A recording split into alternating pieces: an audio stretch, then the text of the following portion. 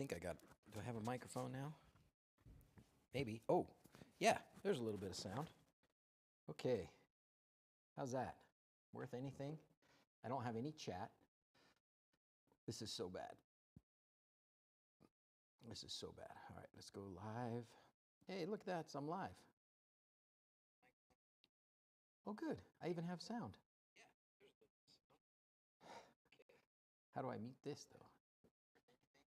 Can you mute that for me? Hi, everybody. We're trying to live stream with this little guy. This is the YOLO Live portable streaming thing. And can you not mute it? Oh, mute my phone. Just mute the whole phone. Actually, all I want is the chat off of that. Oh, I'll just turn it all the way down. All I want is the chat. I don't know if I can just do this. Sound is super soft. Sound is very low. Okay. How about that? Did that help? I tried to turn something up. Let me know if that helps. Hey, John. So this is a new system because it's my first time ever streaming, guys. Not like I've been doing it for 4 years or something. Just barely getting the hang of this. Is that better? I could even go a little higher, I think. That's a little bit higher. So we're going to go with that. Oh. Would help if I put the microphone somewhere near my face, probably. So this is the first time I've used this thing. I've talked about this YOLO Live thing for a while, but this is the first time I've actually used it. I would like to pause the video, but I want to still get the chat. I wonder if that'll work. Anyway, how's it going, everybody? Happy Sunday. Woo! This is like I said in the description there. This is like some stream therapy for me. As sometimes happens, things didn't go according to plan this weekend, and we've just had several kind of screw-ups, and I'm responsible for pretty much all of them. But I thought, now is not the time to not stream. Now is the time that I need to stream. So here we are, streaming. I wish I could tell if everybody was here or if there were people here, but I guess maybe what I'm going to do is I'm just going to tell some stories about how the weekend has gone. And I prepared a thing to stream about, and doggone it, we're going to stream about it. This isn't going to be very long because I still have to sort out some of the problems that I've created for myself. Let's see. It'll either work or it'll explode. Well, a while back, a relay, an ESPhome button right here, you can see on my screen, to turn on the geothermal heater in the house before we got here, so that we could turn it on and it could warm up the house. So it's warm when we get here. Great, right? 2 times. It worked great. Probably 2 weeks ago, maybe a little more, there was a Home Assistant update, and I don't know if that was it or who knows what happens sometimes, but Home Assistant, my wHobbit-Hole Home Assistant here that you see on the screen, crapped out. Like I couldn't get in. And so we were planning to come up this weekend because the kids had a long weekend, but I didn't have a way to heat up the floor. So that was kind of a bummer, but I thought, okay, well, no big deal. We'll go up. And we'll just be cold for the first half a day or so. We'll bundle up in the house while we get the heat going. So great. So we did that. And then I'm gotta send myself a couple pictures here. Let's see, send that one. But I thought, that's not good enough. That is not good enough. And what is the enemy of better or of good? Of sufficient? So I said, no, we're going to do something differently. So I decided, I'm going to hide that for a second. So I decided on the first night we were here, we got here, we got the Home Assistant rebooted, turned on the geothermal heat. The house was heating up. Great, no problem. Everything's beautiful. But me, thinking I got to make it better, decided, okay, I'm going to take a Shelly, and it's not Shelly's fault at all, but I'm going to take a Shelly because I have Shellys connected to other critical things in the house here that I use as like a backup. And it's nice to have a backup because if Home Assistant goes down, as long as there's still internet, I can use Shelly to turn on the generator. I'm going to contactor. So it's a big contactor, and all you got to do is activate the coil. And so I put the relay on the part that just activates the coil. I did that for the hot water heater, and I was going to do it for this geothermal. Great, no problem, right? I thought. So I hooked it up. I didn't do anything with it. The next day, I thought, okay, well, I'm going to go ahead and turn it on and see if it'll work. So when I turned it on, when I activated that Shelly, which I had connected to my geothermal, we were sitting up here playing dominoes. Me and Janice and our little girls were playing dominoes. And I thought, I think I smell electronics burning. Nobody else smelled anything. I asked Jackson, he was on his laptop doing homework. I said, is your laptop like getting real hot? Because I smell something, electric burning. No, my laptop's fine. I was getting very suspicious. And then I looked at the temperature in the tank. This is the temperature in the tank, which by the way is, it's too bad I didn't save it. I should have saved the picture from yesterday. But I looked at the temperature in the tank and it had stopped. It had dropped. And I knew that the geothermal system had stopped working. So I went, oh crap. So I went down there and this is what I found. Yes, smoke and fire inside the geothermal system. Holy mackerel. And then this is just a close-up, which you already kind of had a close-up, but yeah, wowza, right? Holy smokes. So I clearly did not connect it correctly, and I don't exactly know what went on or what went wrong, but we then had no heat. At least I thought we had no heat. Yeah, it was toasty, all right. So fortunately, the people who put the system in for us did build in a backup system. It's not great, but it's something. So basically, they took the tank, the tank that feeds the hot water into the floors, and also put just some heating elements in it. So instead of doing the compressing and the heat pump stuff that is nice and efficient and heats up all that big tank full of water and fills the floors, instead of doing that all efficiently, it's just like a heating element in that tank. You crank up the electricity and it gets warm. And that's all it gets is warm. It doesn't get hot. This should be like, this is the temperature in that tank, right? This is my geothermal tank temperature. And it should be bouncing around in the high 90s. It should go high 90s down to about 80 and then back up and back down and back up and back down. Ever since it was in the 80s when I broke it, and it dropped to like 50 something, 58 maybe. And then it's been over 24 hours and it's been slowly creeping back up is all. So sad, so sad. But anyways, at least the temperature, you can see the temperature in the house over here on the side. Temperature in the house is still pretty low, but it's livable, right? You can see we were doing fine, and then I broke it, and it didn't really go up, and then now, fortunately, it's starting to go up. Part of this is probably because it's daytime, 8:30 in the morning, so we're getting some sun, so that's helping. Really, all this backup floor heat thing can do is sort of maintain it. So it's using this backup floor heat thing is using twice as much power as the normal geothermal would have used. This is not, that's not what you wanted to see. It's using twice as much as the normal geothermal would have used, and it's not heating nearly as well. So, yikes, ouch. Fortunately, the guys that put it in for us, I sent him some pictures and text, and I said, I'm an idiot, I screwed it up. They're gonna fix it for us. I don't know when, but they'll fix it for us. So I feel like a total bum because I broke it.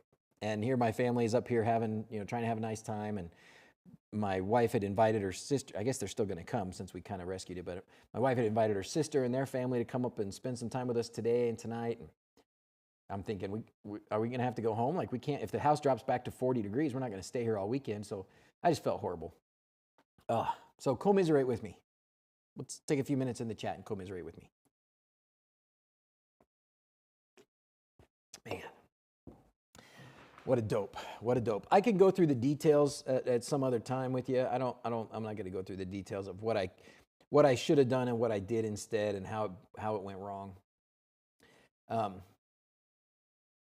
It's broken now, and hopefully we can get it fixed by the time we want to come up here again, which it probably won't be for a couple weeks. But anyways, sometimes you fix it and it works, and sometimes it explodes. And this time, it certainly exploded. Let me know, how's the quality of the stream? Am I dropping any frames or anything? It looks like it's doing pretty good. This says 0 frames dropped on this thing. That's pretty good. Broken plenty of equipment myself, so I get the feeling. Thank you, Alkley. Thank you. I appreciate that. Oh, I thought I was so smart. And I knew, I was like, I don't know if this is right. I don't know if this is right, but I'm going to give it a go anyways. And then, boom, ski. Well, I kind of know what the problem is. Burning PCBs will not keep you warm for long. Yeah, no, they won't keep you warm for long. Oh, man. I'm gonna go today. One of the things I want to do once I'm done here chatting with you guys for a little bit is do a real post-mortem on that thing. Just tear it apart and pull out all the stuff that's burnt. Part of it so I can learn how it works, and the other part so that the maintenance or the guys that come to fix it will have less work to do, hopefully at least. The stream looks solid. Songor, oh, hey, how you doing, man? Good to see you. Good. Well, I think this is actually, this device here, this streaming device, I think this is good. I think this thing is good. It's humming. I can hear it humming away, but it looks pretty good. I think I'll make some notes. I'll show you today. I think I may actually finally have my own or another. I did a lease from PCBWay. I haven't talked to them yet, but after I show you guys kind of what I've been working on up here, maybe I'll be able to include them and get some stuff from them. But all the stuff you need, 3D printing, CNC routing, flexible PCBs, they can do assembly, all kinds of stuff. Woo! Oh man, I'm getting a lot of chat now. A lot of chat now. Anyways, thank you PCBWay for being our sponsor, as always.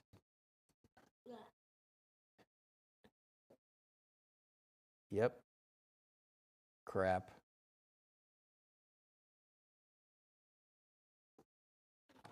Crap. All right, well, we're and second. Oh man. Oh, 5 seconds at a time. Yeah, this is crap. Well, it was Quindor's fault. Oh man. Luckily, I break most stuff on purpose while testing to break it. See what it'll break. Yeah. We never do any work. That's all learning. Yeah. Oh man. Since you picked up that streaming device, it started acting up. Yeah, maybe I should have just not done that for sure. Well, we'll give it a go. We'll let it try and sort itself out. Maybe it'll be okay. I wonder if any of it. Well, I don't know. Whatever. I can't do anything else. Maybe I can smell it or set it down or turn down the whatever you call it, the resolution. Maybe I can turn down the resolution. If you smell something burning again, it might be. We're down to 0% drop frames, and then now we're 6%. So maybe we're doing okay again. What I did was I unplugged it and held it up there, and then I plugged it back in, and maybe going to the battery power was bad. No, it's still dropping a little bit. Nope, we're back up to 13%. So nuts. What the crud, man. Anyways, I'm going to carry on with what I got planned for today, okay, guys? And I hope that some of you can stick with me, and if you can't, I understand totally. First thing we need to fix, and I don't know for sure if I can fix this, but we're going to try. So on my display here, what you're looking at is my dashboard of Home Assistant for the wHobbit-Hole. And this battery charge thing, it should be, I wonder if, I need to shut this. I'm going to shut off the generator. Boom. So the Hobbit house here has some things that are not showing up, and the things that are not showing up are have to do with the charge controllers, and those charge controllers are connected to Home Assistant through the mod bus integration. So when we go into here, let's see if I'm going to reveal my passwords. Nope. Yay. We go into here. This is the Modbus integration right here, right? And these are the two controllers, the two charge controllers, the Midnight and Midnight 2. The problem that I've had is this. The IP address sometimes will change. What a pain in the butt, right? What I need to do, and what I need to do before we leave this weekend, is I need to go up there to the device itself. And I think in the device, so what I should probably do is, well, basically you don't have any access to anything. You can't do anything in the Starlink router. So what I'm going to do is, well, I'm going to just go up there, and I'm pretty sure that I can set a static IP address at the machine. That way I don't have to worry about it anymore. But that's my hope. That's my hope. That's my plan. But I've done it before without, I've gotten the new IP address before because, and I can get the new IP address in Home Assistant. How do you do that, you say? Like this. We're going to go into, is it integrations or add-ons? I think it might be, that's integrations. Yeah, it's integrations. So in here, we have the Nmap tracker. See the Nmap tracker over there? 153 entities. So we're going to go here, and we're going to look for the entities. And I think, if I recall, there was a way to identify these entities. Aha, Midnight Solar. There you go. See that? There's a few different ones here. Midnight Solar, left and right. Excellent. And if I go to there, nope, info, somewhere in here, it will show me the IP address. I can't remember where. Oh, it's away. So that one's not connected. That's why. Okay, so that's all right. There's going to be another one, though. It's probably these. Here, what we're going to do is we're going to search by Midnight. Yeah, maybe these two. No, device tracker. Yeah, maybe. Let's see. This entity has been disabled. This entity has been disabled. So somewhere in here, usually, I can try and enable it. Usually in here is where I find the IP address if it's there. Yeah, detected away, at home away. There might be something else. It might not be that. I don't think it's device tracker. Well, I guess that's what it does, right? It tracks a device. It just grabs the device. The other thing is I can do it with the MAC address. But see, because there's all these devices and I don't know what the MAC address is. Maybe I can go up here and enable these things and see if that will work. Otherwise, if I can't get this to work, let's enable it, see what happens. Will be added to Home Assistant in 30 seconds. Okay. Go with your router settings. Go to DHCP device. Fixed IP address, MAC address. Yeah, but my router's not going to let me. Reserve an IP address on your DHCP. Yeah. The Starlink router does not let me do anything. It does not let me do anything. All right, well, we'll see in a few minutes if that will show up. This is how I've done it before. I've been able to go in here and figured out what the IP address is. I don't know if I'm going to be able to do that this time or not. If I can't do it, then I'll do it by going up there to the device itself. And let's just try.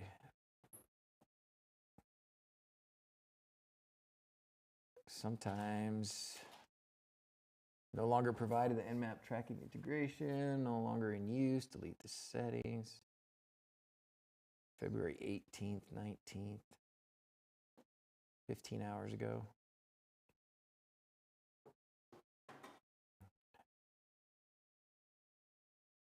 Yeah. If it was available, it would show me the IP address there, I believe. Add guard on Home Assistant. 0.29 and 0.24, really? Well, that was in here, right? I mean, that was in my, wait, where did it show it and I missed it? Maybe it showed it and I missed it. Let me go back.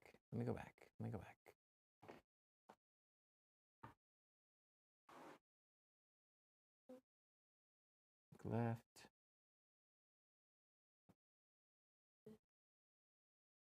So 2.4 though, I don't think that's not the IP address.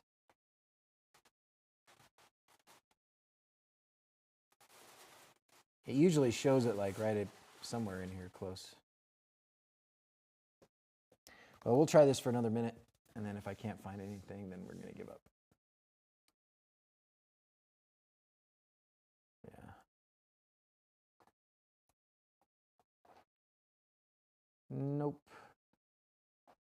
Nope. Oh well. It was in related and blue at the bottom. No, this is just the integration, and that's not doing it. No. Nope, nope, nope, nope. Nope. Well, those are the only midnight ones. Midnight, so yeah, those are the same ones. So I don't have a way to do it. If I could look it up, if I knew the MAC address, because a lot of these that are unidentified down here have the MAC address, but yeah, not this time. Another thing I could try Fing. We could try Fing and see. Fing might work.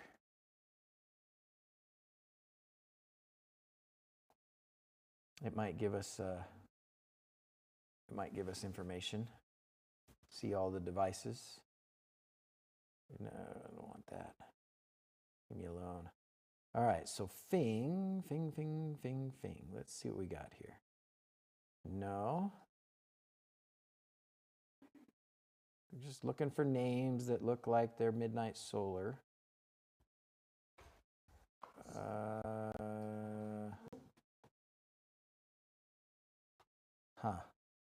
This one's not giving us an IP address.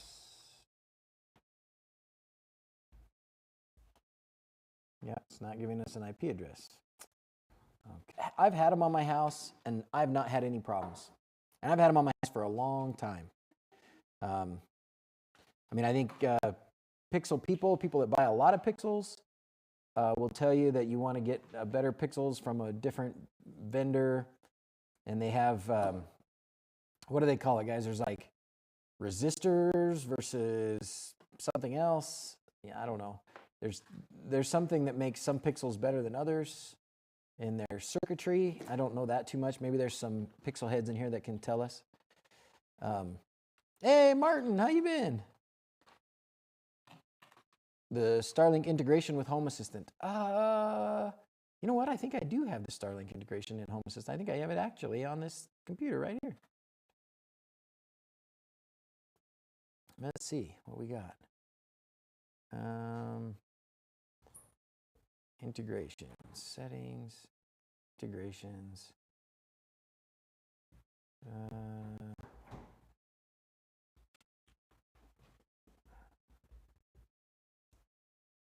Thought I set it up. I don't see it now though.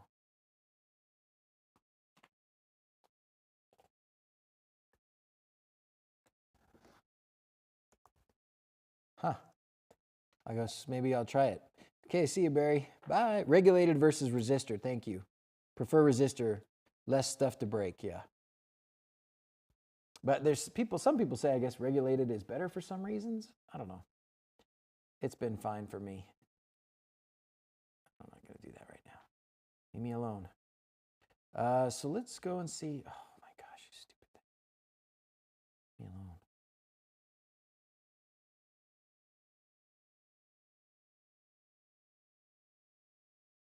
Okay. Resistor. So we're going to add an integration. Starlink, statistics and alerts. We'll see.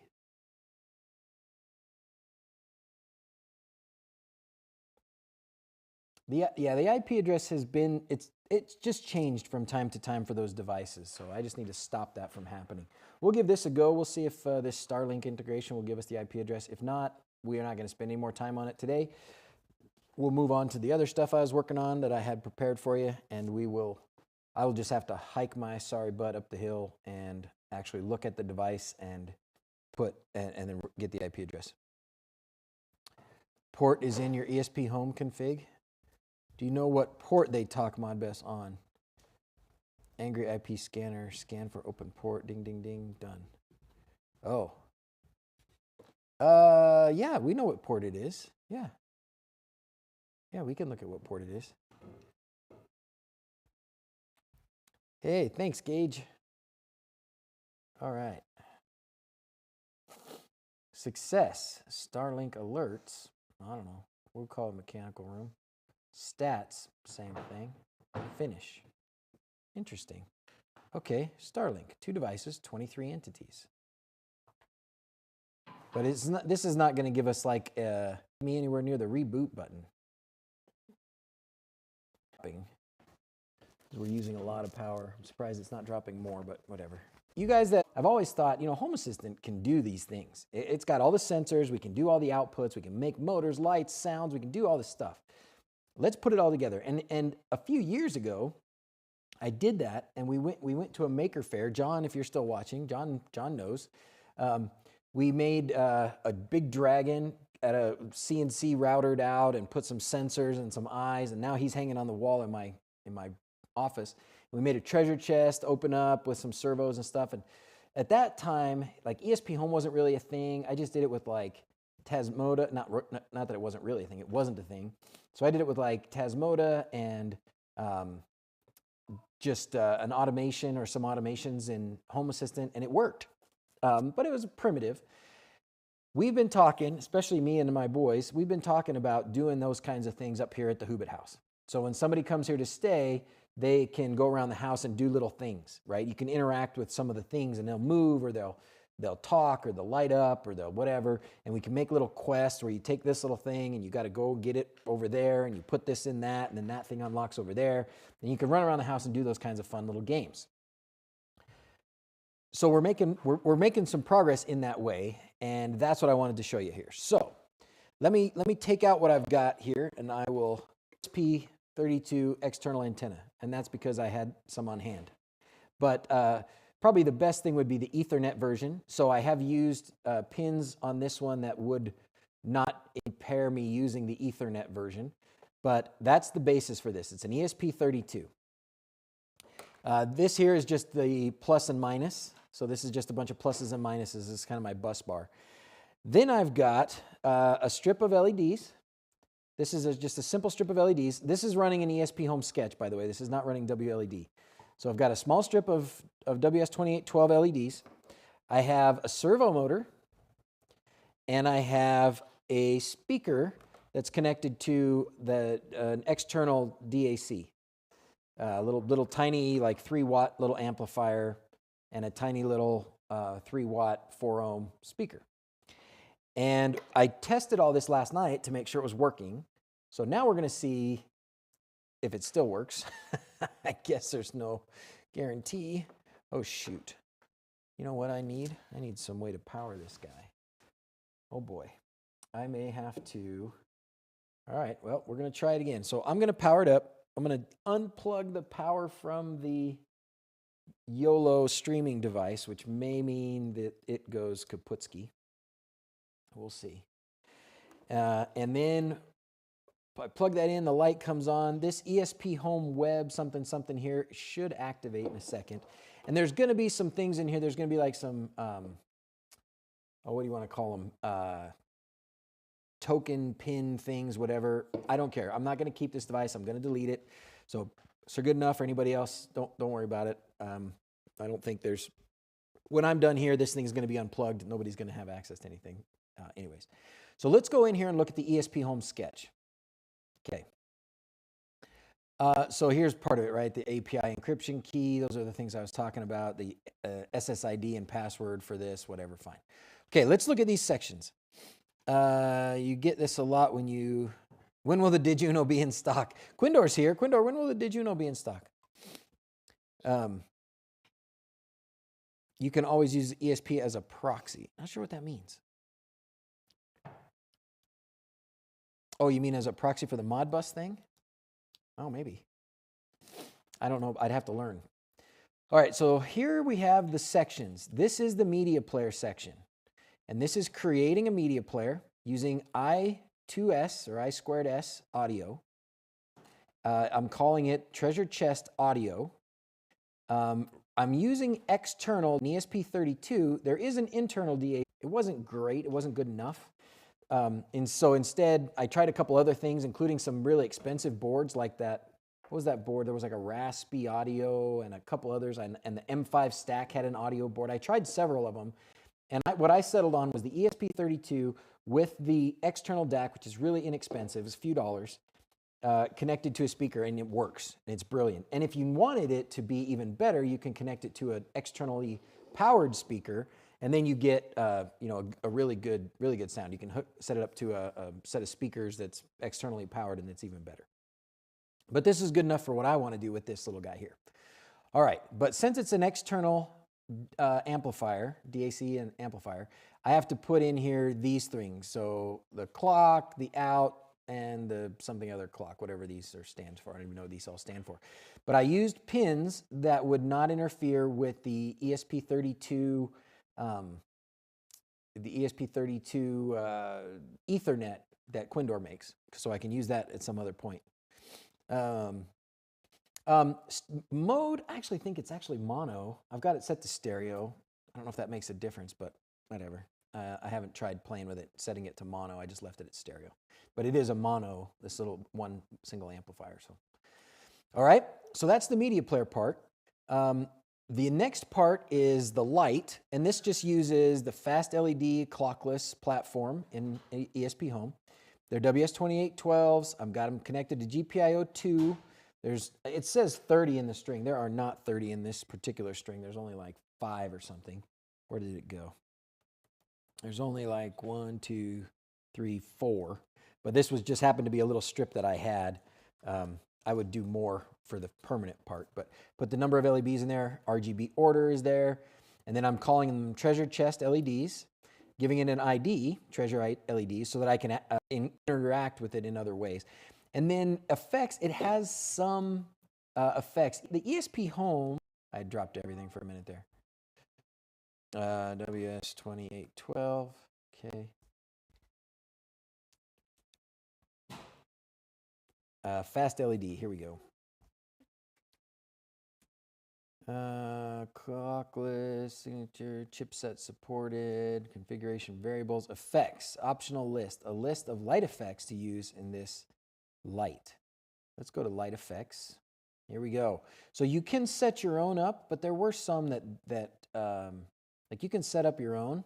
You can like make a strobe effect and then tell it how long you want the different things to be on and what percentage of what colors and all that. You could program your whole effects in here, or they have some that are kind of already set, like addressable rainbow. Well, I think these are already set, aren't they? Addressable color, scan, twinkle, random, fireworks, flicker. Yeah. Oh, I guess you could set it to E131, so you could even include it with X lights, but I wouldn't do that. wLED effect. This effect enables controlling addressable lights using UDP-based UDP real-time control protocol used by wLED. I didn't even know that was a thing. This must be new. Allowing to create real-time ambient light effects. Wow. Prismatic can be used to control addressable lights over a network on ESPhome. It's also possible to use LED effects to control lights. Wow, okay, great. Well, I didn't know that was a thing. I'm not gonna do it right now, but that's really cool. Anyways, so I've got some light effects in here, and it's good enough for me. Random, flicker, addressable rainbow, scan, some of those things. Okay, great. So we've got the lights, and this makes a light component in Home Assistant that we can have trigger with different things. Now the next part, these next sections here are about controlling the servo. And this is really important because this is probably something we don't do as much. LEDs are pretty straightforward. The format for media player on this is different because we're using an ESP32 as a media player, which is kind of new. We usually do things like sensors and relays. That's probably, I don't know, some huge percentage of everything that people use ESPhome for. It's going to be sensors and relays, one kind or another. So if you're using it for something like a servo or lights or voice or music, these are all outputs that are not that typical. So that's why I wanted to take a minute and go through it. But that's also why it excites me a little bit. So this is what you have to have for the servo. Okay, so you have to have, it doesn't really matter what order, but you have to have an output set up. The servos, they only have these regular little like RC car kind of servos. They've got a positive, negative, and a data, basically. And the data, you just have to tell it which output you're going to put it on. And in this case, I put it on GPIO 4. And then it's just a PWM signal. So what you use when you're using an ESP output on the servo, where it says output, I put the ID from this output that I created, and that tells it that this output is a servo. So we're going to make a servo. We're going to call it Treasure Chest Servo, and this is how you get the information about communicating with it. Right here, go to TC, which is Treasure Chest, PWM output, and there it is. All right. Then this last part, this creates a slider in Home Assistant that goes between -100 and +100. And when you slide that slider back and forth, it moves the servo 180 degrees. Okay? And that's it. That's what we get. And that is super simple, but super awesome. So I don't think I need to reload it. All these things should still be here. So we're going to go in here to Developer Tools, and we're going to start with, let's start with the servo. Oh, number. Okay, number, servo control. Here it is. So I'm going to go to that entity, and here I have my slider bar, okay? And I will hold up, somewhere the little thing fell off. And if I did only want it to go part way, I could do it just part way if I wanted to, if I had that kind of precision control on it. If I wanted to have a precision control on it. I could also program it to go back and forth if I wanted. I don't know if I could, it's probably not going to respond fast enough for it to be like the talking like of a mouth. For that, I'd have to have a stepper, which I probably will do as well. Critical hit. The purpose here is to automate this guy. Got this little cheap treasure chest from craft store, and on the inside of it is where all this stuff's going to live. Underneath it, maybe. I may have some of it live underneath. But it's going to have lights in there and some jewels and some stuff in there. That little servo is going to open the lid. Turn it off. You can turn off that hold function if it's with missing parts between 5 seconds. Yeah, okay, well, you know what? I may, with big displays.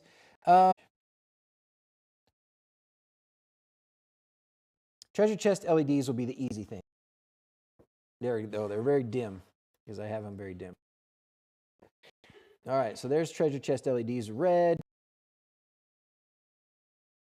All right. Sweet. Sweet. I love that. I'm not surprised. Let's just try this instead. It would work eventually. This thing works. Your dad is a genius, even if he blew up the heater for... All right, guys. Ready? But we're still grateful, okay? As always, thanks for watching. Till next time.